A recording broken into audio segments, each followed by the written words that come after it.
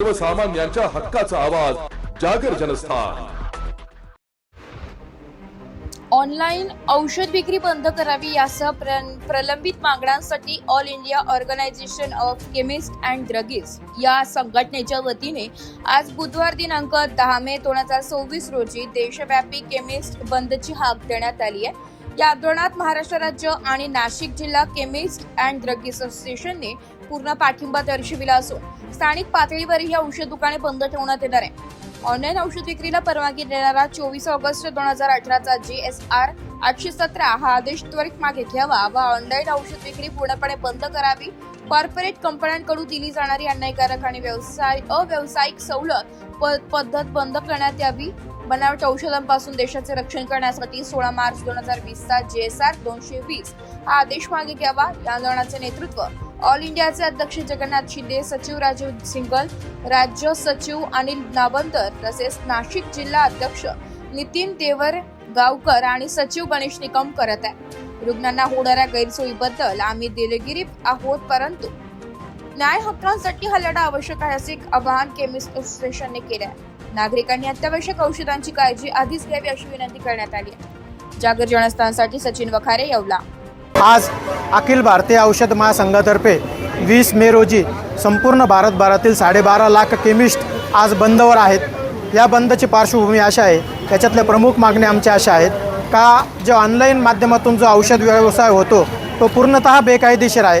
हा बेकायदेशीर औषध व्यवसाय हा दिल्ली हायकोर्टानेच ठरवलेला आहे व सरकारला सुद्धा निर्देश दिलेले आहे। काही ऑनलाईन औषध व्यवसायावर बंदी आणून त्याचे कायद्यामध्ये रूपांतर करून मग यांना परमिशन द्यावी, कारण की या ऑनलाईन औषधाच्या व्यवसायामधून बरेचसे डुप्लिकेट्स, स्पुरियस औषधं तसेच नशेची औषधं आज घरोघरी तरुण पिढीपर्यंत पोहोचत आहे। त्याच्यामुळे रुग्णांवर तसेच तरुण पिढीवर दुष्परिणाम मोठ्या प्रमाणात होत आहे।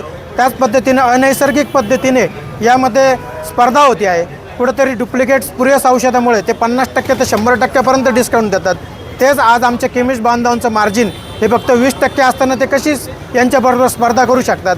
त्यामुळे कुठेतरी आज आमच्या केमिस्ट बांधवांवर सुद्धा बेरोजगारीची मोठी कुऱ्हाड या माध्यमातून उभी राहिलेली आहे। त्यामुळे रुग्ण हितासाठी व समाज हितासाठी व केमिस्ट हितासाठी आजचा बंद आम्ही हा पुकारलेला आहे।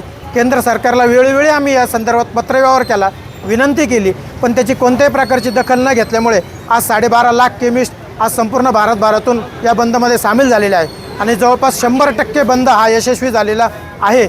आणि यापुढे जर केंद्र सरकारने याबाबत आमची दखल घेतली नाही तर आम्ही बेमुदत बंदचा सुद्धा हाक या माध्यमातून देणार आहोत। पण हे करत असताना सुद्धा अत्यावश्यक जे रुग्ण आहे, जे ICUमध्ये जे रुग्ण आहेत त्यांना सुद्धा औषध पुरवठा आम्ही सुरळीत करणार आहोत। यासाठी आम्ही हेल्पलाईन जारी केलेली आहे, नंबर दिलेले आहे। या माध्यमातून अत्यंत गरजू रुग्णांना आम्ही औषध पुरवठा सुरळीत ठेवणार आहोत। तरी केंद्र सरकारने याची दखल घ्यावी, आमच्या न्याय मागण्या मान्य कराव्या अशी आम्ही विनंती करतो। धन्यवाद। सर्वप्रथम आज रुग्णांची आमच्याकडून